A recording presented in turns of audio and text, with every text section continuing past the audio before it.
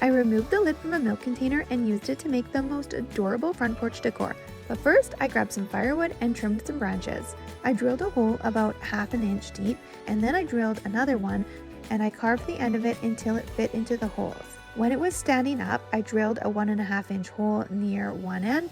I drilled the same size hole in the second piece of firewood and attached it together. Next, I cut out some eyes, ears, and a tail using felt. I assembled it all using hot glue. I glued them to the firewood logs with hot glue, and that is how I made the most adorable reindeer for my front porch out of firewood and a milk jug lid. You'll want to hang on to that larger scaled cardboard when you see how adorable this Christmas decorating idea turned out. After printing out some ideas for inspiration, I'm freehand sketching the body and antlers of a deer of my own design. I'm ensuring the size I sketch will fit one body and 2 sets of legs. After attempting to sketch the legs freehand, I decided it would be more accurate to create half a leg template so both sides and sets would be identical. I'm placing sheets of white paper over my rough draft, taping them together, then sketching one side of the legs. Using an X-Acto blade, I'm cutting along the main lines of the sketches, taking care to use a shorter blade in case it snaps. Lifting the box off the floor, I'm making a second cut through to the other side. Checking my leg template against the cut deer body, I'm now tracing out the leg template, then flipping it over to sketch the other side, then cutting the entire shape out. Using the cut legs as my new template, I'm sketching out a second set of legs, slightly slimmer down the front legs so the back legs are a little more muscular. Using a metal yardstick, I'm marking the middle of the tops of the legs to the thickness of the cardboard, then cutting a notch out, leaving the bottom of the slit intact. Now I'm transferring the deer details onto a sheet of paper so I don't forget what to add where. After dry fitting the legs onto the deer to ensure I like the shapes, I'm now painting each cardboard cutout in a wonderful cinnamon tone called Iron Clay by Fusion Mineral Paint. This painting will cover up all your original sketches. I'm now unwinding some very soft, bendable cotton rope to the length of each outer cardboard piece. For the deer details, I'm comparing the tone of the rope to a white that is similar called Victorian Lace by Fusion Mineral Paint. Using my sketch as a guideline, I'm now filling in the deer details on top of the painted pieces, taking care to only sketch in final lines. I'm painting all the white areas of the chest, tummy, nose, hooves, and tail tip using the wider brush. The white paint requires 3 coats. Switching to a rounded tip brush, I'm painting in the spots using a rounded motion. Moving to the legs, I'm switching back to the wider paintbrush and painting each hoof in white, remembering to paint the hooves on both sides of each leg. Now I'm choosing how thick my outlines will be with a number 6 wider brush. A Stahlmeister is a high quality brush I get through Fusion Mineral Paint. Choosing coal black as my outline color, I'm relying on the shape of the brush to create the line thickness. Using my pinky trick again, I'm painting each line slowly and smoothly without stops if possible. I'm outlining the snout, a closed eye, chest, tummy, and hooves with this brush, and also painting in the nose. Now moving on to a number 6 rounded brush, I'm painting a black outline around each spot. After a quick test, I found painting half the outline at a time to be easiest. I'm now propping up the deer body onto 2 clamps for support, then hot gluing the rope to all the cut edges of the shapes. I found repositioning the deer as needed helps, such as raising it off the table onto a piece of masking tape or even holding it up by hand. I also found it wasn't necessary to cut the rope in tighter sections. Simply continuing on, pushing the rope tightly in small areas did the trick. I'm now gluing the rope along all the cut edges except for the added slits on top. After all the trim is complete, I'm outfitting the legs to the body and positioning them where desired. I ended up hot gluing the legs onto the body for added durability, however you can leave them off if sturdy enough for easier storage. And you are left with the most adorable reindeer cutout, the perfect companion to place in a corner during the Christmas season.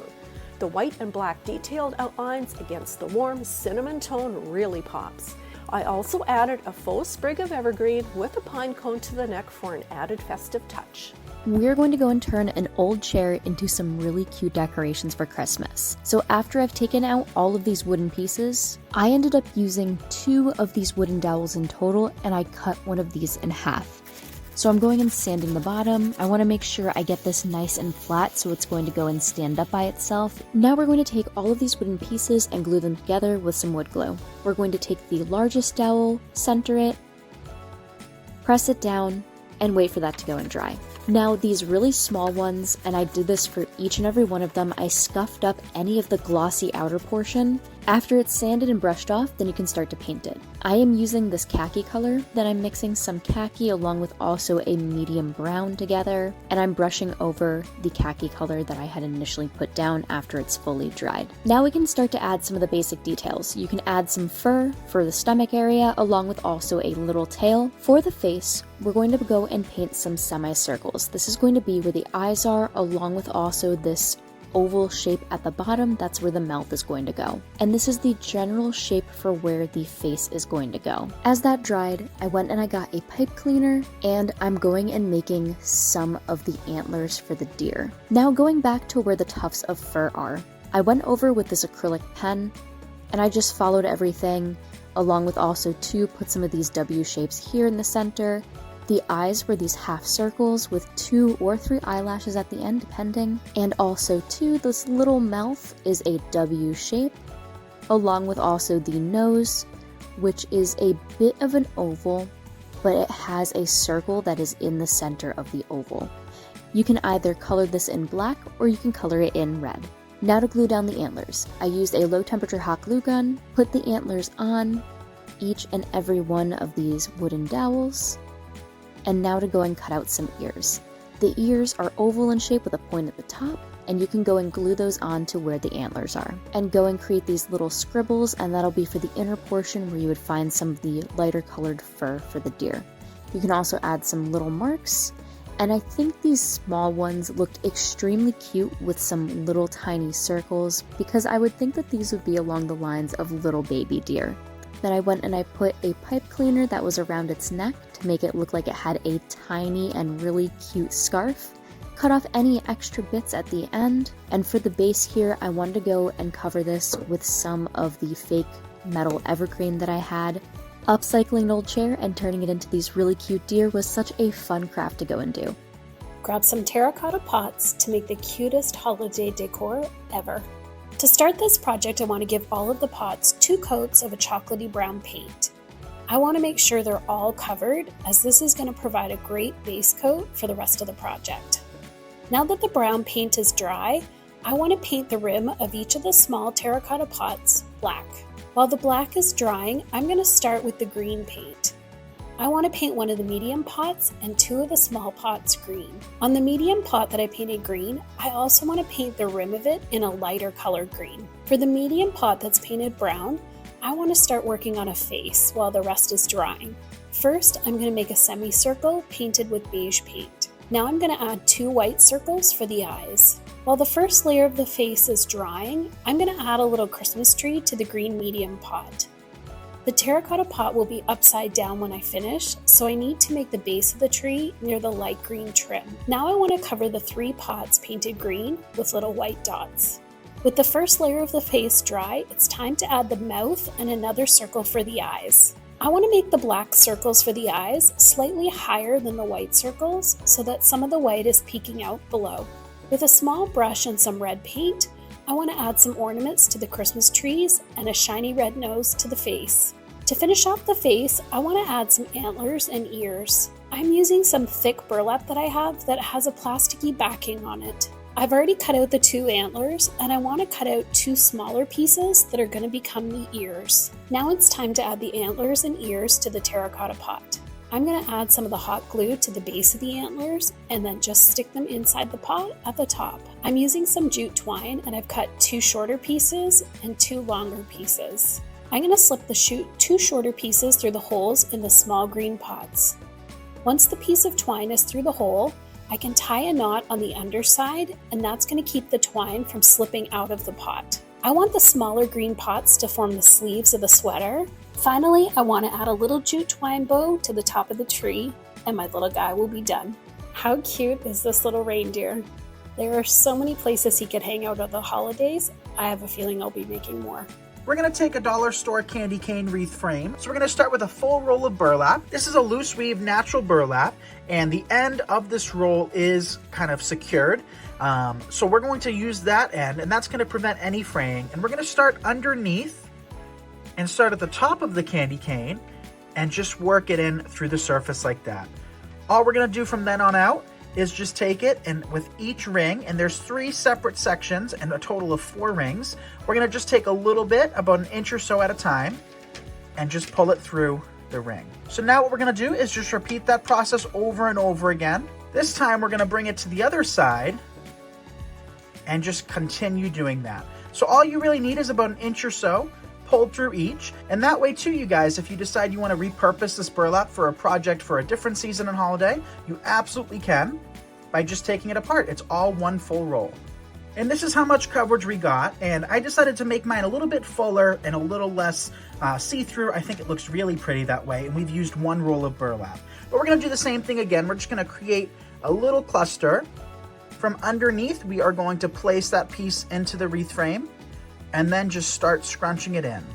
Now we're gonna take some ribbon, and we're using our 7/8 inch red ribbon that you can find from nicksseasonaldecor.com. We're gonna just take our candy cane, flip it over, and the back side honestly is just as pretty as the front. You just see some of that metal frame. So if you have a glass window that you're displaying this on, it's gonna look nice from the inside as well. Now we're gonna take some of our scissors, you can also find from our website, snip off the ribbon, and to make it extra easy, we're gonna just tie that on the back and snip off the excess. Now I just have some leftover ornaments from another project we've done here on Hometalk. And whenever you have leftovers, you can always put them to use, you guys. So I have a red ornament, and maybe some of you guys can guess what we're creating, but that is going to be our red nose, and we're gonna just add a little hot glue and stick that right there.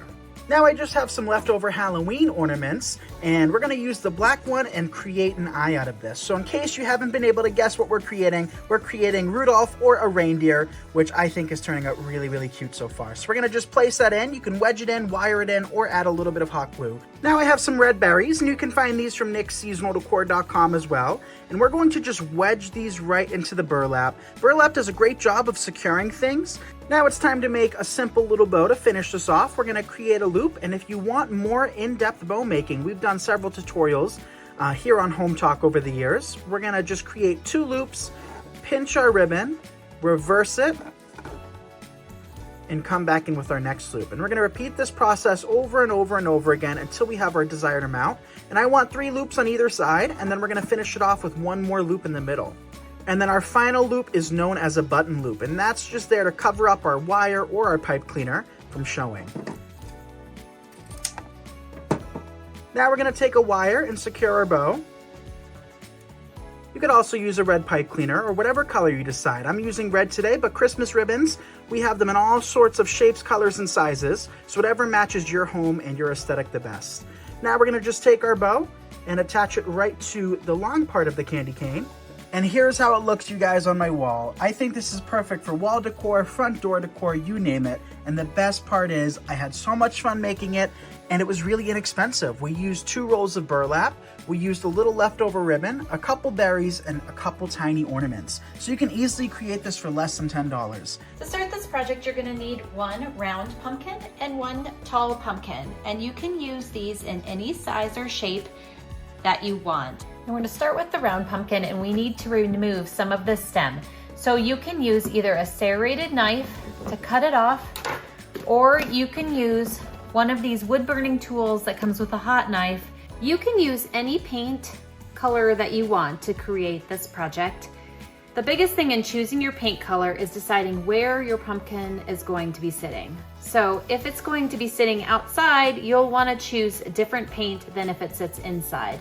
Next, I've taken a piece of brown felt, and I just took a Sharpie and drew on my ear shape, and now I'm just gonna cut out. Next, I've drawn a face on with a pencil. So I'm gonna go around here like this, and then I'm gonna color all this part in. So let me go ahead. Now that the outline is done of the face, this will be the nose. I will just go ahead and I'll be able to now fill this in at a faster pace. Now I'm gonna go ahead and let this dry completely. Now what I'm gonna do is just take this black permanent marker and draw my deer's nose. And then what I'm gonna do is I'm just gonna go around the outline of the rest of the face to clean up those lines as well. Now I've drawn on the eye here on both sides, and I'm just gonna use a little white paint, white acrylic paint in the middle here to give the eye a little more pop. So I'm gonna go ahead and use my Sharpie to trace around the eye. Now that the outside is done, it's time to color the inside. And so I've got a little bit wider permanent marker here, and I'm just gonna go ahead and color this in. So this is the bigger pumpkin, the tall one, and I've got it on its side, and I'm keeping the stem to be the tail. On this one, I'm gonna use the bottom now, and what I wanna do is use that same warm buff paint to kind of paint her chest, to give it some, give her chest that white look that we'd normally see on the deer. So I'm gonna just go ahead and add some of this here. What we're gonna do now is assemble the head onto the body. So I'm gonna start by adding some hot glue to the bottom. And then next I'm going to put the head on the body. Next it's time for the ears. So I'm gonna add a little hot glue, and then I'm gonna place the ear in the hot glue. Now I wanna decorate her neck a little bit, so I'm just gonna pull the heads of these sunflowers off of the stalk. Then I'm gonna add a little bit of hot glue to the sunflower, and then I'm gonna stick them in here to the pumpkin, and I'll hold them till they cool, and I'll just keep adding more around her neck. Now I want my deer to be a young fawn, so I'm gonna be using a little bit of this erasable liquid chalk to give her some of the spots she needs. So I just squeeze and press with the little sponge, and it makes this little chalk circle, and you can wipe it off if you don't want it down the road. It's pretty great stuff to work with. I hope this inspires you to take something made out of pumpkins and turn it into something else that you can keep up all year round in your home.